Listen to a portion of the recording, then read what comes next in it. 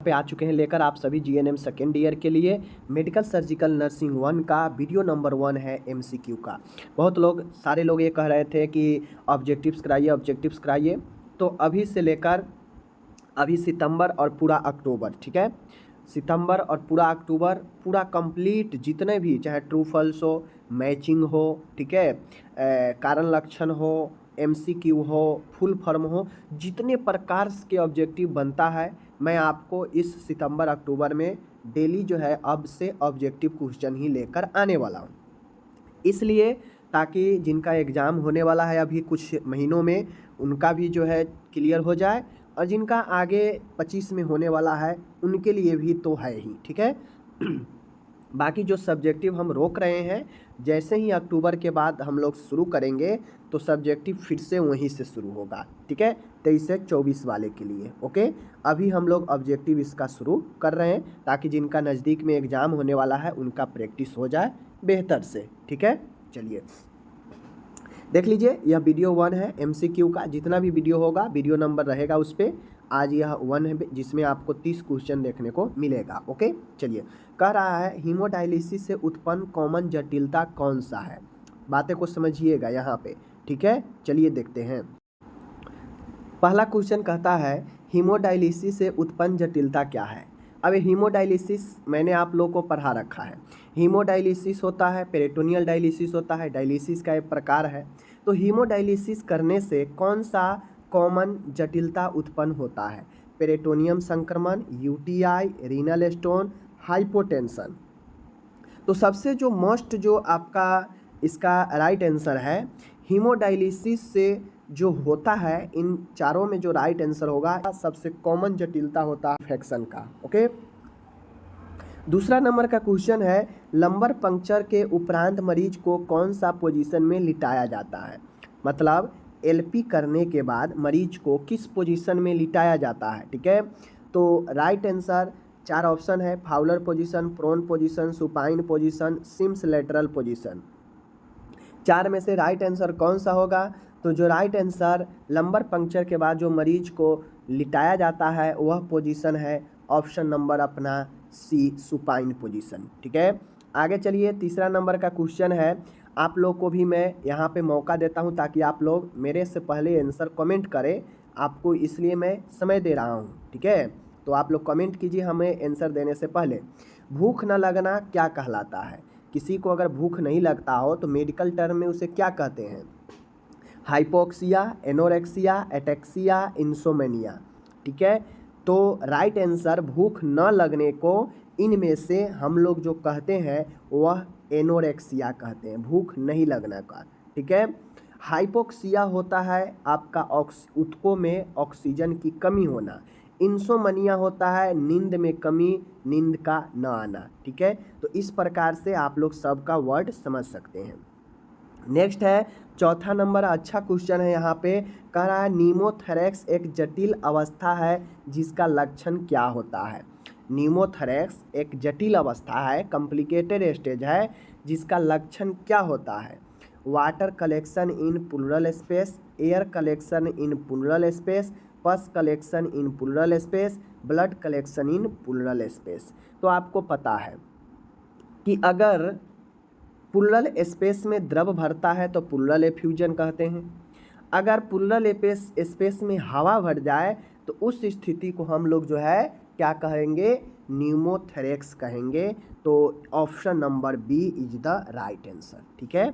आगे चलिए, पांचवा है पैराप्लेजिया का अर्थ क्या होता है।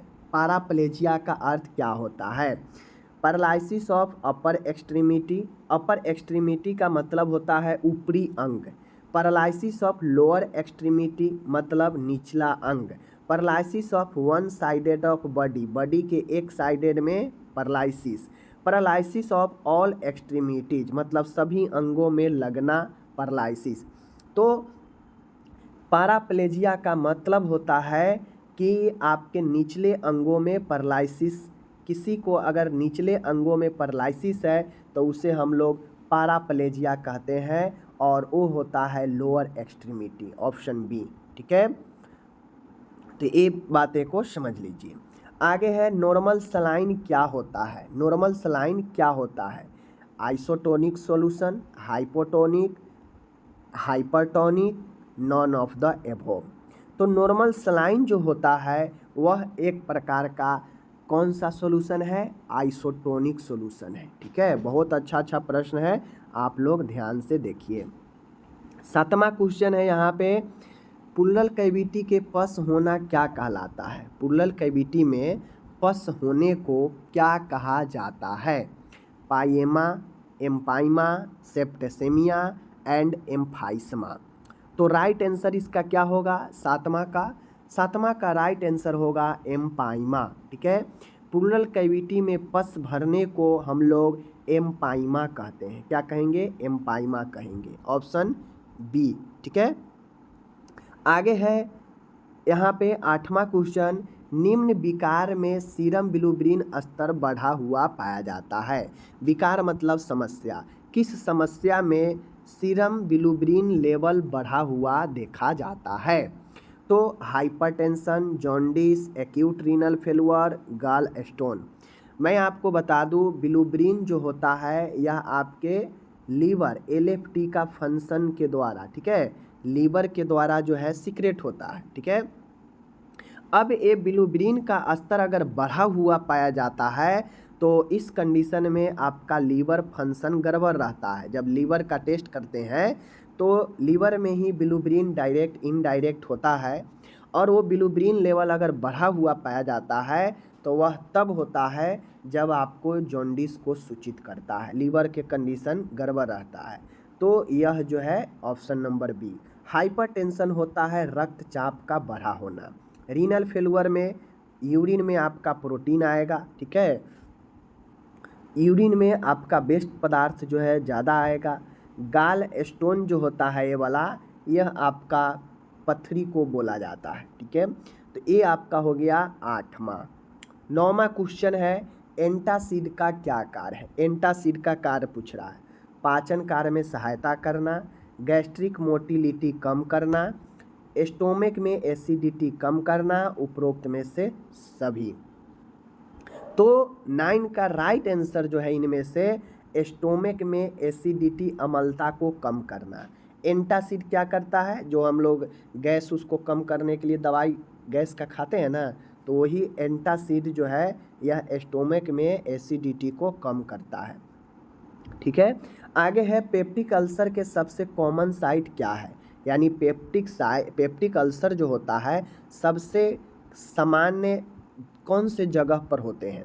ओसोफेगस, ड्यूडेनम, पाइलोरस, ठीक है, एंड पेरिटोनियम। कहाँ पे होता है पेप्टिक अल्सर? तो आपको पता होना चाहिए पेप्टिक अल्सर सबसे ज़्यादा जो जगह पर होता है वह ग्रहणी ड्यूडेनम में होता है। समझ गए?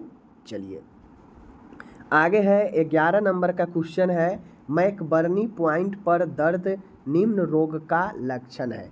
यानी मैकबर्नी पॉइंट जो होता है वहाँ पे अगर दर्द हो रहा है तो वह कौन से रोग का लक्षण है? Intestinal obstruction, appendicitis, peritonitis, none of the above. तो इसका जो राइट आंसर होता है, मैकबर्नी पॉइंट पर दर्द करना एपेंडिसाइटिस के लक्षण बताता है। समझ गए? 12 नंबर है, इंसुलिन इंजेक्शन हेतु निम्न रूट द्वारा दिया जाता है। यानी इंसुलिन इंजेक्शन किस रूट के द्वारा दिया जाता है? Subcutaneous, intramuscular, intradermal, none of the above. आप लोग को मैं बता दूं, जो इंसुलिन का इंजेक्शन देखते होइएगा दिया जाता है तो वह नाभि के आसपास एरिया में दिया जाता है। ठीक है, नाभि के आसपास, जैसे ये नाभि है तो नाभि के राइट या लेफ्ट साइड में, ठीक है, नाभि के राइट या लेफ्ट साइड में जो है दिया जाता है इंजेक्शन है सबक्यूटेनियस में। सबक्यूटेनियस जो टिश्यू होता है उसमें दिया जाता है। ठीक है, समझ गए? चलिए 13 नंबर है, किस स्थिति में अस्थि मज्जा यानी बोन मैरो ट्रांसप्लांट उपयोग नहीं है? Aplastic anaemia, leukaemia, pernicious anaemia, thalassaemia. कह रहा है क्वेश्चन में कि किस स्थिति में हम बोन मैरो का ट्रांसप्लांट कर भी देंगे तो वह उपयोगी नहीं होगा। ठीक है, तो राइट आंसर जो होगा अपन वह होगा परनीसियस एनीमिया। परनीसियस एनीमिया में आप अगर बोन मैरो का ट्रांसप्लांट करवा भी दीजिएगा पेशेंट को, वह कारगर उपयोगी नहीं होगा। तो इसलिए बाकी ल्यूकोमिया में भी हो सकता है, एप्लास्टिक में भी हो सकता है, थैलेसीमिया में भी यह कारगर हो सकता है, बट परनीसियस में कारगर नहीं होगा। आगे है 14 नंबर का क्वेश्चन है, संक्रमण के प्रति शरीर के प्रतिरक्षा प्रतिक्रिया को क्या कहा जाता है? संक्रमण के विरोध में शरीर का जो इम्यून सिस्टम है वह अपना प्रतिक्रिया दिखाता है, तो उसे क्या कहते हैं? क्रॉस इन्फेक्शन, टीकाकरण, अस्पताल से अर्जित संक्रमण या इन्फ्लामेशन। तो राइट आंसर क्या होगा? संक्रमण के प्रति आपके शरीर का जो प्रतिरक्षा है उस प्रतिरक्षा के प्रतिक्रिया को क्या कहा जाता है? क्या कहा जाता है? तो राइट आंसर जो होगा अपना वह होगा अपना डी इन्फ्लामेशन। ठीक है, ये चीज़ समझ गए। 15 है, कोल्ड एप्लीकेशन का द्वितीयक प्रभाव क्या है? कोल्ड एप्लीकेशन का दूसरा प्रभाव कौन सा है? Vaso contraction, vaso deletion, none और नन ऑफ दीज। आपको पता है गर्म चीज़ों को खोलता है, फैलाता है, ठीक है, लेकिन जो ठंडक चीज़ होता है वह चीज़ों को सुकड़ाता है, ठीक है, वह शिथिल करता है। तो कोल्ड एप्लीकेशन करने से हम भैंस जो नली है रक्त की उसमें कंस्ट्रिक्शन करते हैं, संकुचन करते हैं, शिथिलन होता है उससे। लेकिन वैसोडिलेशन किससे होगा? हॉट एप्लीकेशन से। तो राइट आंसर क्या होगा? Option number A. ठीक है, आगे है 60 नंबर का क्वेश्चन है, अच्छा क्वेश्चन है, ब्रेन बोन यानी हड्डी तोड़ बुखार किसे कहते हैं? हड्डी तोड़ बुखार टाइफाइड को, मलेरिया को, डेंगू को, घातक बुखार मैलिग्नेंट फीवर। तो आपको पता होना चाहिए कि जो डेंगू फीवर होता है इसे हड्डी तोड़ बुखार के नाम से जानते हैं, ब्रेक बोन। ठीक है, 17 नंबर का क्वेश्चन है, अच्छा क्वेश्चन है आपके सामने, संपूर्ण फेफड़े को हटाना क्या कहलाता है? मान गए अगर किसी को फेफड़ा को हटाना हो तो संपूर्ण फेफड़े के हटाने को क्या कहते हैं? क्या कहेंगे? देख लीजिए, लोवेक्टोमी, ठीक है, लोवेक्टोमी, गैस्ट्रोटोमी, निमेनेटोमी एंड आर्किडेक्टोमी। ठीक है, आर्किडेक्टोमी। तो राइट आंसर न्यूमोनेक्टोमी। ठीक है, न्यूमोनेक्टोमी। न्यूमोनेक्टोमी जो होता है वह फेफड़े के हटाने को कहते हैं। ठीक है, 18 नंबर का क्वेश्चन है, बहुत अच्छा है, हेपेटाइटिस का प्रकार जो संक्रमित रक्त चढ़ाने के बाद होता है वह कौन सा हेपेटाइटिस का प्रकार है जो संक्रमित रक्त के चढ़ाने से होता है? कौन सा? Hepatitis A, hepatitis B, hepatitis C, hepatitis D. आपको पता होना चाहिए हेपेटाइटिस बी जो होता है यह संक्रमित रक्त चढ़ाने से या संक्रमित व्यक्तियों से संबंध बनाने से ये जो चीज़ें हैं होता है। ठीक है, तो hepatitis B is the right answer. 19 नंबर का क्वेश्चन है अपना, यहाँ पे देख सकते हैं, इलेक्ट्रोलाइट संतुलन में सम्मिलित नहीं है। मतलब इलेक्ट्रोलाइट जो बॉडी के लिए ज़रूरी होता है उन इलेक्ट्रोलाइट के बैलेंस में कौन नहीं सम्मिलित होता है? ठीक है, कैल्शियम, पोटेशियम, क्लोराइड, सोडियम बताना है। ठीक है, कौन सम्मिलित नहीं होता है? इलेक्ट्रोलाइट संतुलन में सम्मिलित, इलेक्ट्रोलाइट बैलेंस में सम्मिलित कौन नहीं होता है? Calcium, potassium, chloride, sodium. तो मैं बता दूं right answer option number A, calcium अपना जो होता है यह इलेक्ट्रोलाइट बैलेंस में शामिल नहीं होता है। ओके, आगे है 20 नंबर का क्वेश्चन है आपके सामने, देख सकते हैं यहाँ पे 20वां नंबर का क्वेश्चन है, सीरम सोडियम का समान लेवल होता है बॉडी में, जो हमारा इलेक्ट्रोलाइट बैलेंस होता है उसमें सोडियम का समान लेवल कितना होना चाहिए? कितना होता है? 80 से 120 MEQ पर लीटर, 3.5 to 5 MEQ पर लीटर, 30 to 70 MEQ पर लीटर, 135 to 145 MEQ पर लीटर। ठीक है, तो बताना है क्या होता है इनमें से।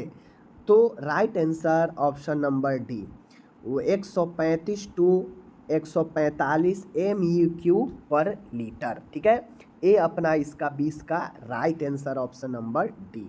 ठीक है, तो इस प्रकार से यह 20वां क्वेश्चन यहाँ पे समाप्त होता है। ओके, आगे चलते हैं।